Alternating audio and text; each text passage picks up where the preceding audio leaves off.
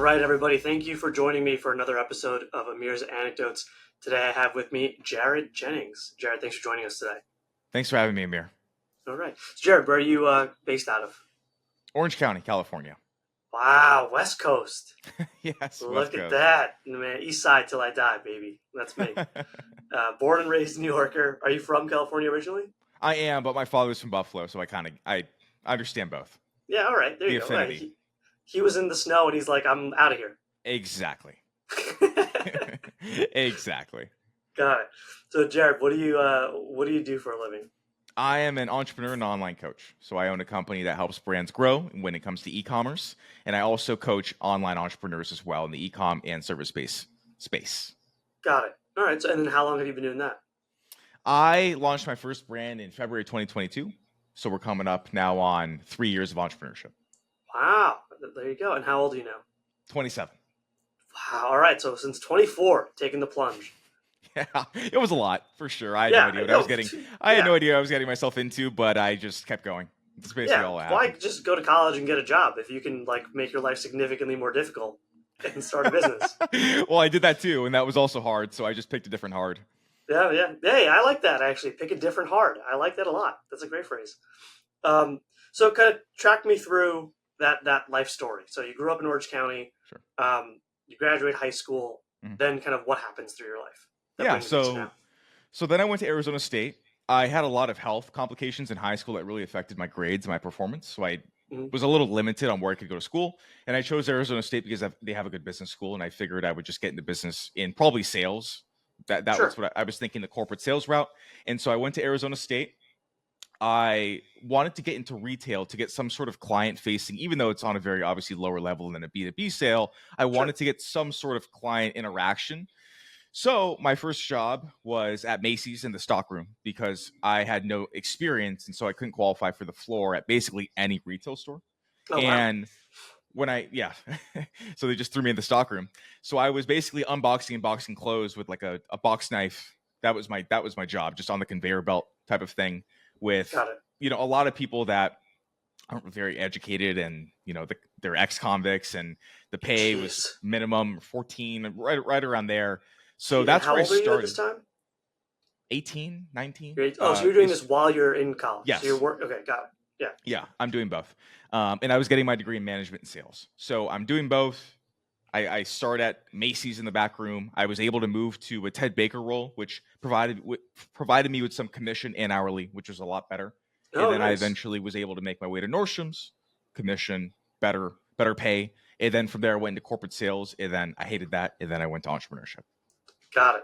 Got it. So from 18 to 24, I mean, listen, I think so many people, they don't start even their first job at all until like they're done with grad school. So like they're entering the workforce at 26 years old, never having legitimately worked a day in their life.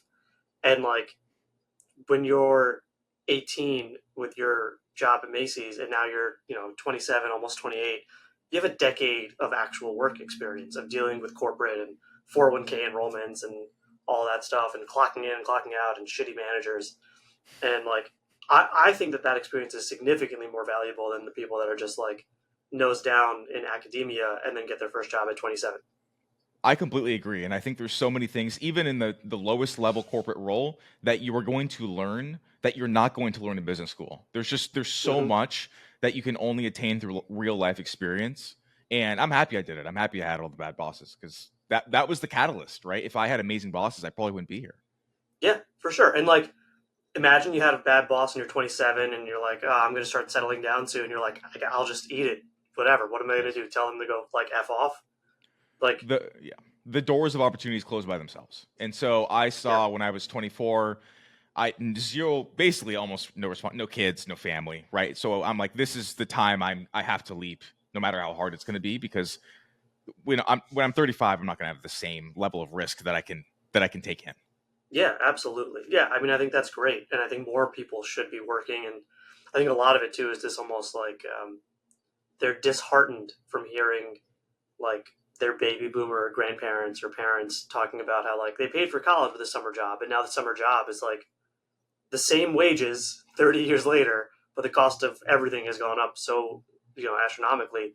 It feels like it's not worth it, Right. but that experience element is important. And hopefully, knock on wood, wages do become commensurate with inflation. We can hope so. The game is different, though. Like you mentioned, the game is very Yeah, different in the last 30, 40, 50 years. Buying, renting, income, price yeah, to inflation, everything is a little bit more drastic. And I think that's a big catalyst of why you see a lot of people wanting to go in the online world, wanting a side hustle, wanting to become an entrepreneur. totally. Be- I mean, look, yeah, the credit cards were invented, I think, in the '80s, like '70s or '80s.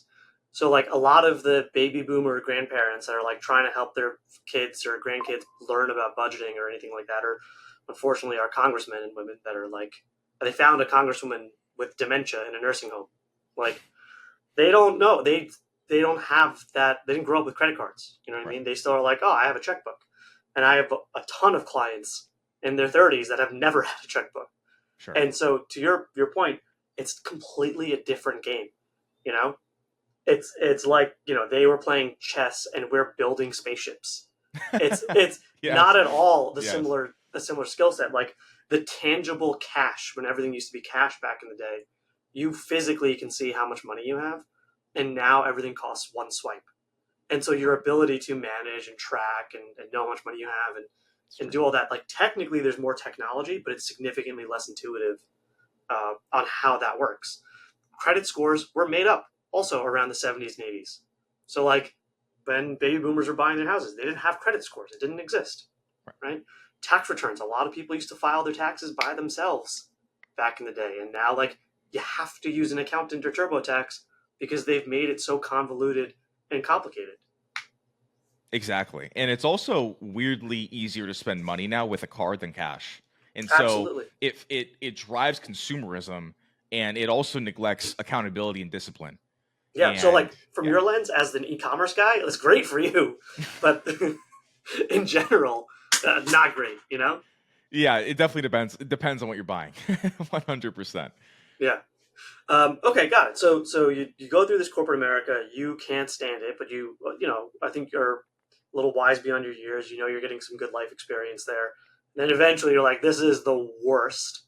Let me get out of here. Let me take the plunge. I'm 24. I don't have dependents. You're 24. You take the leap into entrepreneurship.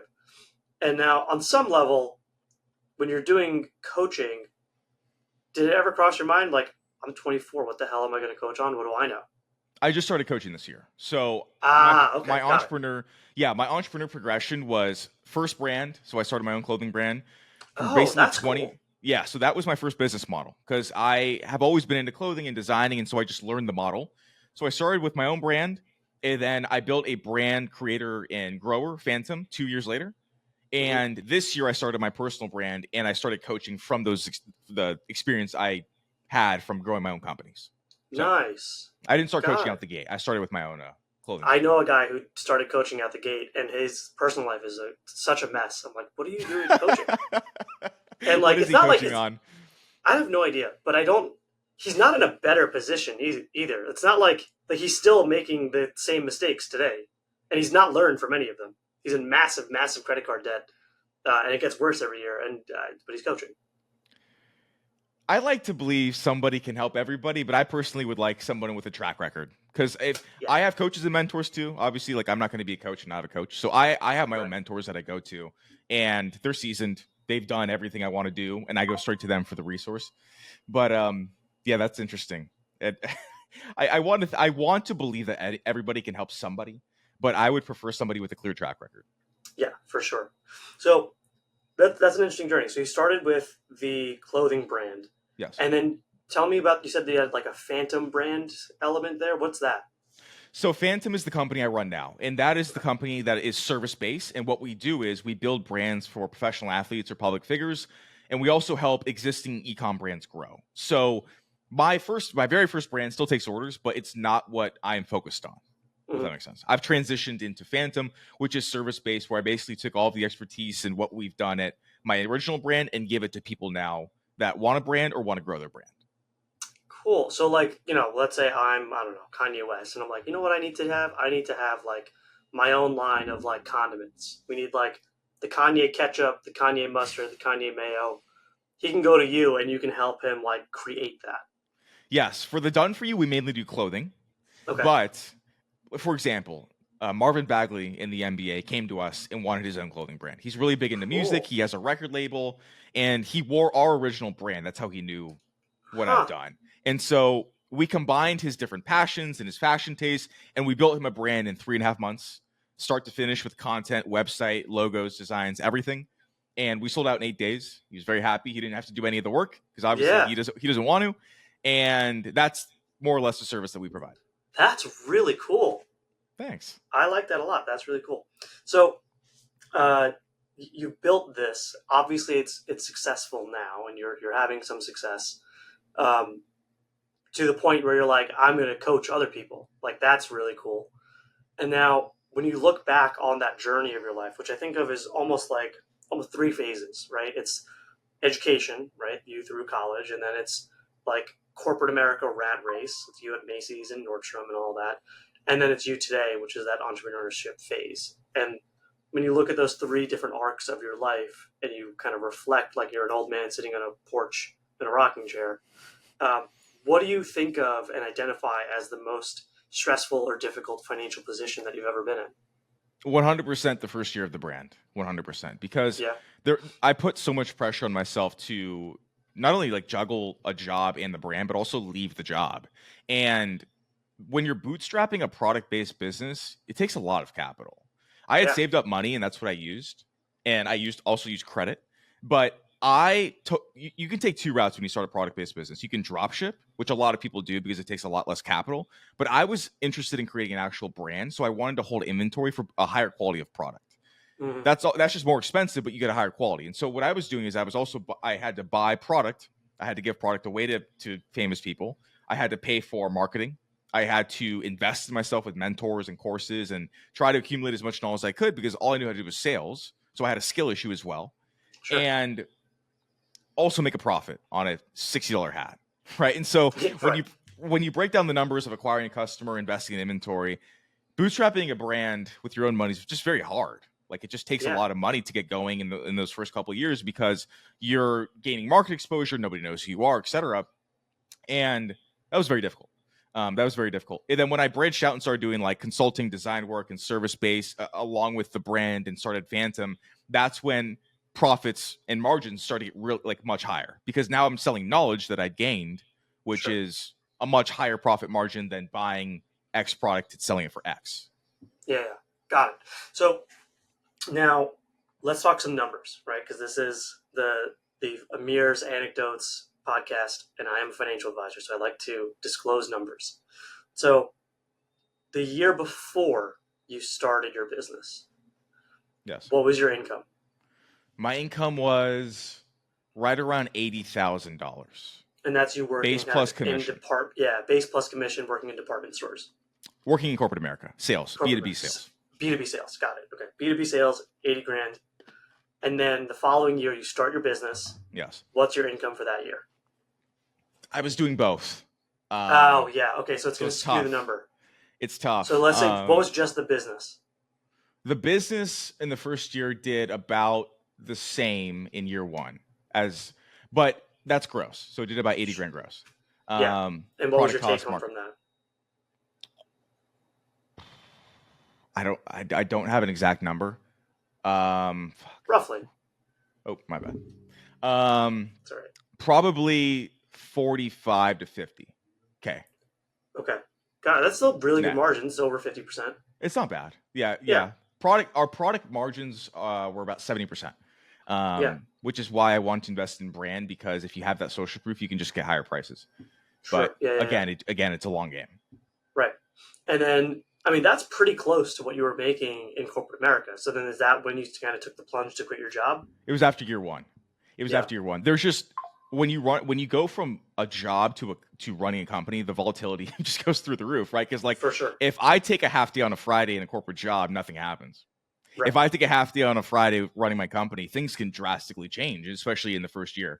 So the stress just gets amplified significantly. Absolutely. Yeah. You're more in it. And also, you're relying on it to pay your bills. Yes, and I am the company. Right. The 100, like driving the force every single day. Right. Okay. And now, where on the personal finance side, are you living at home at this time? Are you renting? Obviously, you're still not married with no kids, right? So Correct. you didn't have it back then either. Correct. I'm renting right now. Okay, and what was your rent back then as well?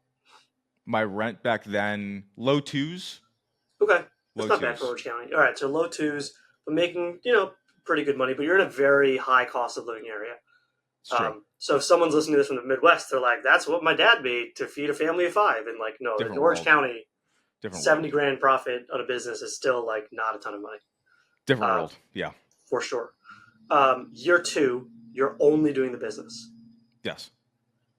What's your approximate revenue and profit for that year? I would say approximate revenue was north of 130,000, Nice, and my net was closer to 80 or 90. nice. So you Yes. basically fully replaced your corporate job salary. But you're Yes. probably, if And, you divide it by the number but of I'm hours, working your more. hourly wage is like half. Yeah. But Yeah, I'm working more. Yeah, of yeah. You're doing course. 40 hours a week in B2B sales, and now you're doing like 90 hours a week running your business. Yeah, but yes, yes. And the reason I justify that is because I prefer working more and working for myself than not. Of course. So as you think on that period of time, that ridiculously high level of stress, Yes. which is interesting that you don't tag the $14 an hour working with ex-convicts in a storeroom as more stressful than your I know. clothing brand with 70% profit margins, almost replacing your salary in year one, which is unheard of, by the way. It's incredible business metrics for a startup business. It's interesting that like that's significantly more stressful for you than like working with ex-cons. Well, I was 18, 19, so I basically just It was in might as well just be your college. friends. I had no responsibility. I was just partying and cheap vodka, and it just the expectation and the desire was so drastically different, Yeah, right? Like I was comfortable in that environment because that was what surrounded me in sure. college. Like everyone's going through that, right? But when you're trying to make a business happen and leave like a 9 to 5, that's I would say that's like considerably more stressful because it stresses beyond the money. You know, Sure. it's like emotional stress, it's psychological stress, it's all of these things. Yeah. I mean, I always say that starting a business is kind of like having a baby because you are so deeply invested and involved and you really care so much about every little thing, right? And Yes. like, okay, did he say mama or dada? And it's like this very small thing, right? Did he sleep 7 hours and 11 minutes or 7 hours and 12 minutes? And you're like, you see a typo on your website and you're like, oh no, my business is ruined. No one's going to buy from me because of the typo. Yes. It's very, very, very intensive. Very. Yeah. So who did you reach out to and utilize as your kind of support network during that high stress time, if anyone? So I joined a mentorship program. His name was Frankie Quiros. He's very successful coaching for clothing brands. He's exited clothing brands before. He knew what he was doing very well. So I joined that community. I met people in that community. I leaned on like his program and things of that nature. And then I also was just networking with people online, but it was a very isolating time too, because you're in a weird state where I was moving away and alienating myself from a lot of the people that were in my life previously, because now my life is so different. And I'm not going out anymore. I'm not partying. I'm not doing a lot of things that I was bonding with people on that were also in that corporate route. And so it was a very isolating time. And that's kind of what adds to the stress is you're separating yourself from your environment to survive and to like make this dream happen. But at the same time, you're separating yourself from your environment and you're isolating yourself. And that comes with a lot of psychological stress. So things get easier over time. You align with people better and you gain more success and you can meet more people. But it was not a Yeah. not a super Well, fun so time. I take it that your friends, your social circle, they were not business owners, and so they couldn't kind of Correct. like understand your complaints and your struggles or why you can't just take a day off. Correct. It's very, very different mindset. And so because of that, I had to separate myself from that environment. And there was definitely a very big period where I had not met people that were aligned and I cut off people. So Sure. it was very isolating. Yeah. I think a lot of people So go through that. I think most entrepreneurs go through that for sure. And I think also a lot of people they don't reach out to in the way you did that that mentorship or what I would consider like your board of directors. Like ideally having the accountant, the bookkeeper, the financial advisor, the lawyer, like having that team and they feel like they're too small or they can't afford it. Whereas a lot of times like the pricing on that stuff is just scaled to your revenue based on which services you need. Yeah, and there's also a lot of free communities as well. And if Yeah, you're posting content, this is another advocate for posting content, you'll naturally find people that are like-minded, which is really, really cool. So yeah, even if you're just starting out with it, as an entrepreneur, I would still post the showing how you're building the business because naturally you're going to have people flock to you. They're also in a similar place, and you can now have a support system, which is really yeah, nice. definitely. So how did you then kind of crawl? I'll say crawl, even though your first year was very successful statistically, from that high stress first year to now where you are today. So the business model of Phantom and the Done For You brands is really what took off for a lot of different reasons. And it's a high ticket sale. It's an enterprise sale. It's a very high margin sale. And the reason it was able to work is because building that brand and investing that money into the brand, we built relationships with the Marvin Bagley types, right? Because they like the brand. And so they're financially qualified. They understand our work. And when we started selling these done for you packages, that's when things got a little bit easier because we had a lot higher margin. Now we're collecting cash up front. And that's really where like things started to separate because we identified this niche opportunity in the marketplace, essentially. Got it. So it's really what I would say is that combination of luck, but also it sounds like you aggressively leveraged your skill set on the B2B sales side. So corporate America is really the reason that you were able to land these big enterprise clients. I would say sales, communication, persuasion is fundamental in everything. Fundamental in everything. Because even in that first year of my own brand, I was still doing reach outs and making connections and negotiating with celebrity stylists or athletes just to wear my stuff. Obviously, that's Sure. progressed a lot in terms of dollar amount and what I'm actually closing. But that skill set that I learned has been super important for basically everything I've done. Agreed. Yeah, absolutely. Now, that's kind of everything. I mean, you really were putting your head down and doing it. And I think in the creating of content, you identify that like the people around you didn't understand what you were going through. And so you found new people to align yourself with. And you early on opted into utilizing mentorship. I think a lot of people don't do. I certainly didn't. I wish I did sooner. I did it at the end of my first year, but I wish it was month one, to be honest. Yeah, Because there's only really two ways to accumulate knowledge that you need to get to the next level. One of them is trial and error, just like trying to figure it out yourself. And two is going straight to the source of something, whether it's a book or a program or a mentor. And the trial and error is just draining and exhausting and long. And not only that, this is a marathon game. Like you have to stay in the game. And if you're continuously just trying to accumulate information by trial and error, you're going to get so frustrated, it might kick you out of the game by itself. Like having one mentor might keep you in the game long enough to win. So I wish I did sooner. Yeah, no, that's great. I mean, hopefully someone else is listening to this who's starting a business and, reach out to that mentor sooner, build that team around you, align yourself and the other people around you outside of the business world and your personal world, people that can kind of understand you, build that community and keep chugging, and also do it younger when you can afford to take the risk. Yeah, if you can.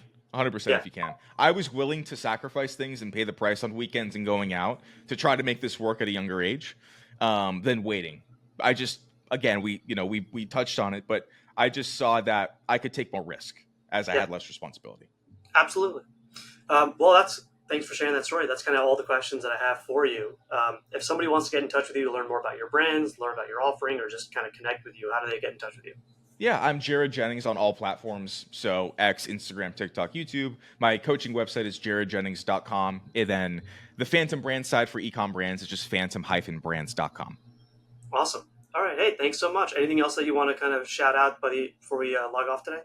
No, I don't think so. Thank you so much for having me. I had a really good time. You're very welcome.